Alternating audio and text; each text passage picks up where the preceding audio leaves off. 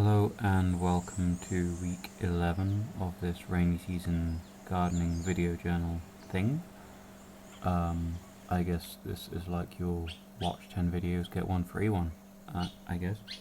I had intended to have a sort of map of the area ready by this upload, but I have not done that, so I don't. Over the last 10 weeks of planting, we've had drought, we've had chickens, we continue to have chickens. The rain has set in pretty nicely now and hopefully it'll stick around, which is perking a lot of things up, but I thought it would be worth looking back to begin with the things I've planted over the last 10 weeks and seeing how that is looking. So, one more thing before we get into that. You might have noticed clips of guinea fowl with white heads over the last few weeks. Those are domestic guinea fowl. I was very pleased the other day, considering how built up the area around us is, to see a pair of guinea fowl with blue heads, which are wild guinea fowl and so not our guinea fowl, that have found their way into the property. So very pleased with that, and I'm hoping they stick around and maybe breed. Okay, so with that said, let's get into it. So the Aloe Arborescens that I planted in the first episode are doing well. You can see they're looking pretty perky. I won't expect these to flower until winter, although whether they or not they flower this year, I really don't know what to expect. The ginger bush I planted at the same time is also generally looking quite good. Although there's no accounting for when people trample on it, although even there it does seem to be doing its best to hold on. You can see it's leafed up nicely, despite the broken stems where people's feet have been.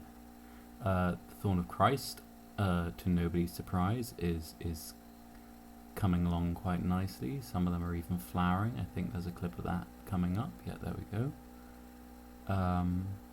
Although, once again, a few of them have got trampled, although not all of them have given in to trampling, and I do suspect that once the mango pickers stop stepping on them, they will all more or less spring back, because they are very resilient little plants despite everyone's best efforts. So the next part was the Euphorbia Tiricali, the pencil tree. Not much to say, they seem to be perky, they've got leaves coming on nicely.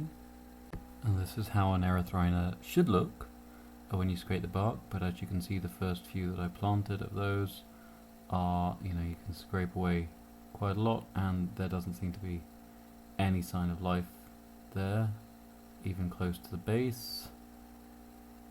There's really not much promising. That said, if you scrape on freshly planted ones, which are definitely still alive, it's quite a long way in, so I'm not going to remove them. I'm going to leave them in place and see whether they decide they're going to spring back to life. The calincos I planted along the drive are having absolutely no problem being alive. They are very resilient, as I said at the time. About one of the first round of dracaenas is looking fairly healthy. This is in shade. The rest are not. There is some life. You can see a slight tinge and the scraping reveals a little bit of green in the base on some of them, but for the most part they are just dead as doornails. The second round of plantings of a different cultivar do seem to be doing significantly better. The maize that I planted, one of them has certainly started to be recognizable, a few more have come up. Quinine trees are alive, you can see a little bit of green in there, but they're not bleeding white yet, so they're certainly not happy yet. I wouldn't imagine they've actually rooted yet, but they are hanging in there. And then the bamboo I planted is mostly alright, the giant bamboo, but once again, people have trampled one of the three that I planted. Happier news with the marula. I planted 5 at different times. All 5 are looking pretty healthy, and the 2 earliest are actually showing some signs of growth.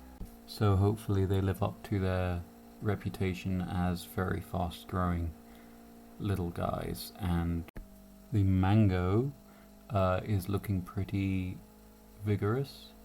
The aloes are mostly okay. You can see a little bit of red discoloration on the healthy ones. The unhealthy ones that were red to begin with, still not looking great, so I might have to cut this off and reroot it from higher up.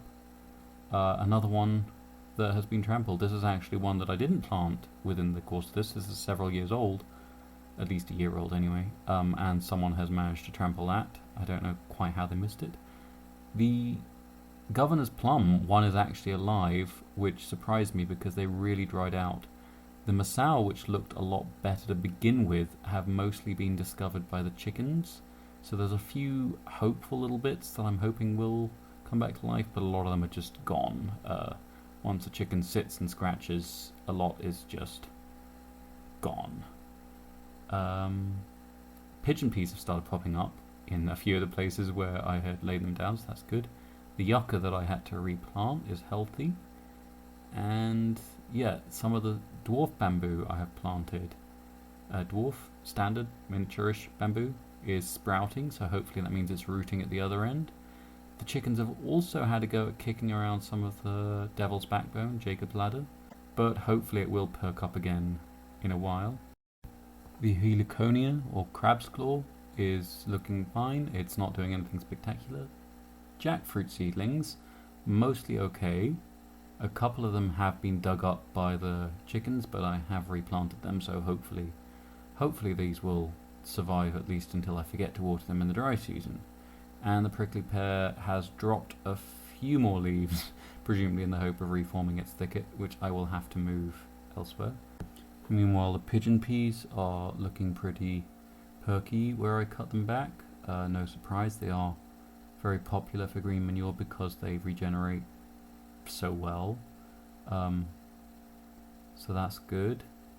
The Pachira glabra, the false Malabar chestnut that I planted, are all looking fairly perky, although it's been so wet, even if their roots had broken off, I don't know if they've gone brown.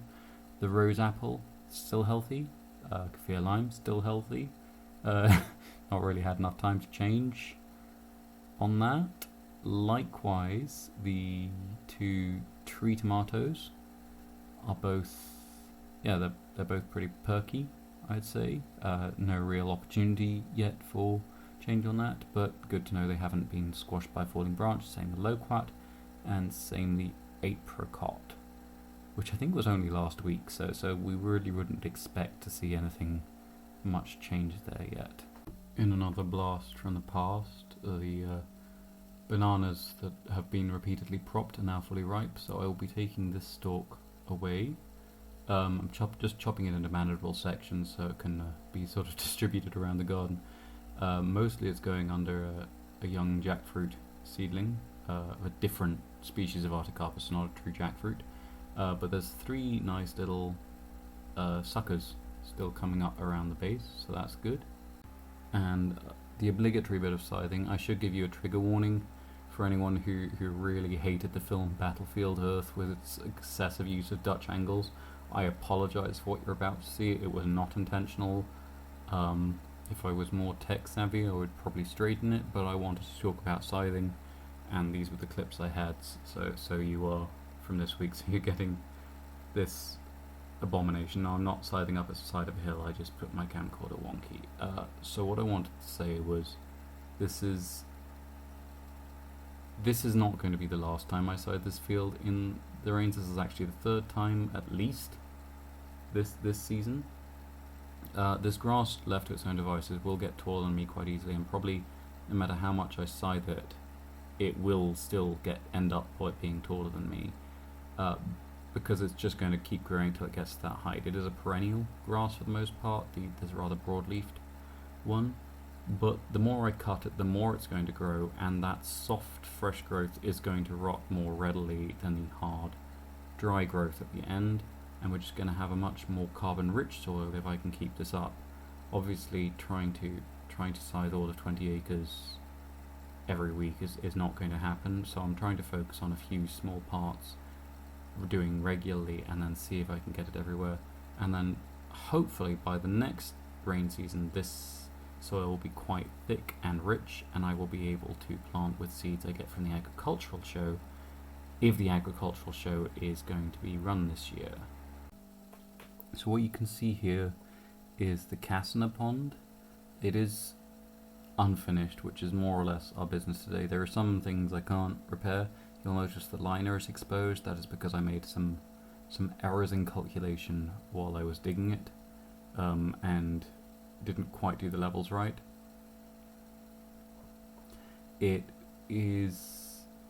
It's actually here for several reasons. So that the first, as you might guess from the name, was to try and encourage something called a casna. It's a type of small native African frog which has a wonderful sound you will have heard in several previous episodes, which sounds more or less like a bubble bursting. I haven't actually managed to catch them on camera yet this year, but they are certainly around and they've certainly been calling, including from this pond.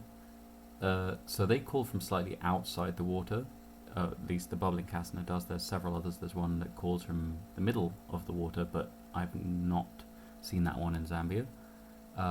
But the bubbling casna, which we get here, or Senegal casna, will usually call, in my experience, from close to the water rather than in the water, and so I was hoping to provide a little bit of shelter around for them to do that, and so that is why on the near side this pond is basically just a hive of rocks leading down into the water.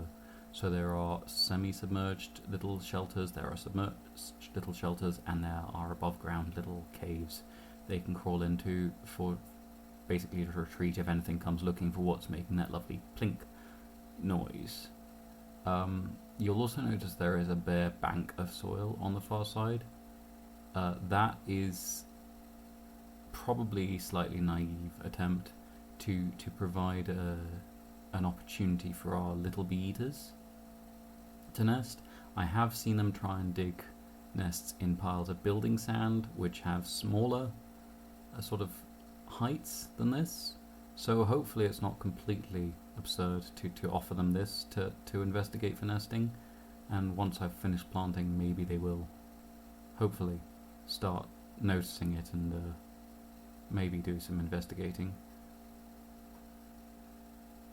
Then there are two other reasons. One is this is a sort of succulent area of the garden because I had to move some cactuses out of an old duck house roof that my sister and I had planted them in, and I planted them in this part of the garden because it was unoccupied, and then I realised when the rains came it's also very prone to waterlogging because it's very compacted and relatively low lying, and so by creating a pond with quite a high edge that water can drain in through, hopefully, it should stop standing water sitting around the bases of the prickly pears and leaves needles around here.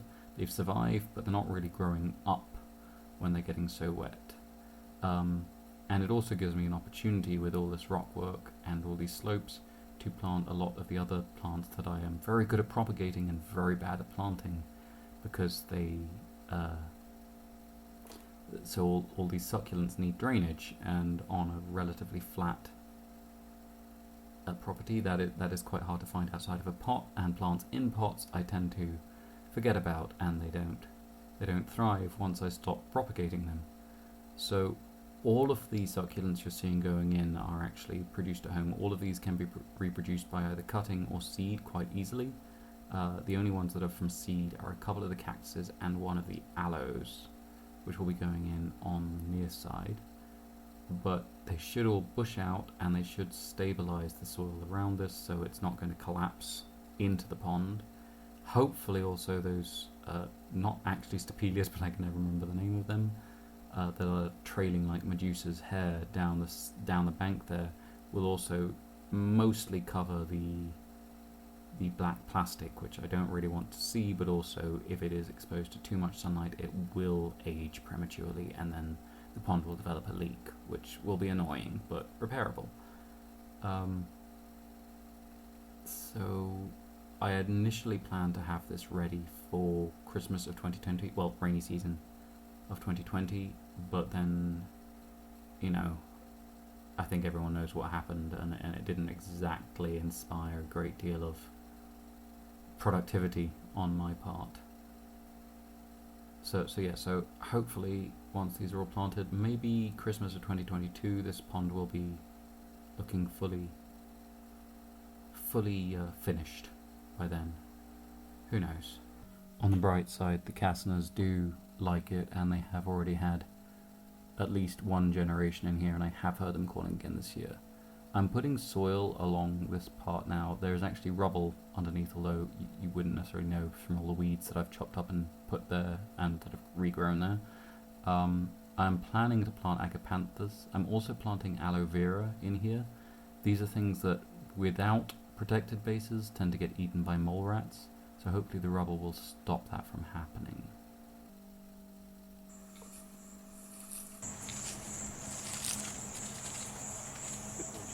And just because I never can have enough thorns in an episode, I'm also putting a Phacrea. This is quite a tall stemmed, variegated and very thorny Phacrea, which should be quite ornamental here.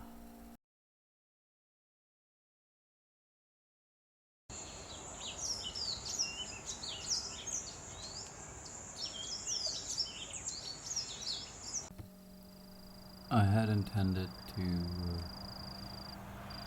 do a sort of guided tour type video along with a map, but that didn't transpire this week. It might in future, but this is basically a preview of the sound of the front field. I have enlisted the help of a helpful cricket to make it quieter, but I thought I'd also talk you through a few of the trees that are growing between the pigeon pea line and the road. So mostly in this area, because it's very loose sand compared to a lot of the areas, it's sand olive, which is not actually an olive of any sort. It's more closely related to Combretum, as far as I know. It's an inedible papery fruit that it produces, but it's a very ornamental little tree, and in the interests of biomass accumulation, I am pruning them up into actual trees, because a lot of these have been mown down in the past or cut down to stumps. They do tend to be multi-stemmed, and I'm trying to encourage them as much as possible to be single-stemmed. This is also the case with the violet trees. This is actually a very toxic tree, so it's mostly useful for medication, but they're also very ornamental. I do believe their timber is acceptable usage, but they are mostly great for pollinators and also great for interrupting pests that are moving through. A tree that could come to dominate this space is Tiricali, which is small at the moment but turns into a large forest tree, also medicinal. As with guavas, the Tiricali is chased upwards to make it think that it's being eaten from the base and try and create a canopy sooner. I have some pruning advice on this little beast too, which is cut it back, cut it hard, and cut it as much as you can. There is a notion that it will regrow from any piece. It can regrow very easily from stem cuttings because they are very resilient, but usually if it's just left on the surface, it's not going to, and it can turn into mulch, which is the one thing, other than being very ornamental, that this is good for. It is a noxious weed, and the more you can cut it back, the sooner it dies. Aside from the lantana, almost everything that grows here I am slowly chasing up, because I do want that moisture protection and wind resistance that you get from a decent canopy. So whether it's a little Christmasberry or a towering terminalia, towering within context, everything I am trying to get it as tall as I can. At the far end of the spectrum, the basil cuttings I put in a bottle to root have rooted. They're starting to get scale, so it's time to plant them out. Not all of them have rooted, but the ones that haven't, we will pop in the soil and hope that it stays wet enough to root them there, because if they get scale, they'll just die in the bottle. But yes, so these are going in the rondavel garden, in the mulch from everything I chopped down the other week.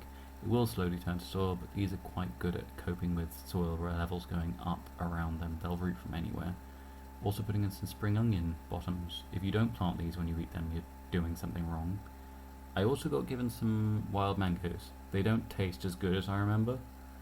So while I work out what to do with the good ones, I am chucking the rotten ones around the garden in under the pigeon peas in the hope that they will root.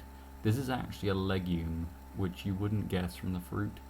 You might from the smell of the fruit, because as much as I remember it better, it tastes like beans. So that should be it for the week. Apart from, I think there should be a quick content warning, because I will be putting up a clip of a fishing spider over the next couple minutes of sort of general wildlife clips from around the farm. So if you don't want to see that, then leave while the sunbird is looking at its reflection. Okay, goodbye, I guess.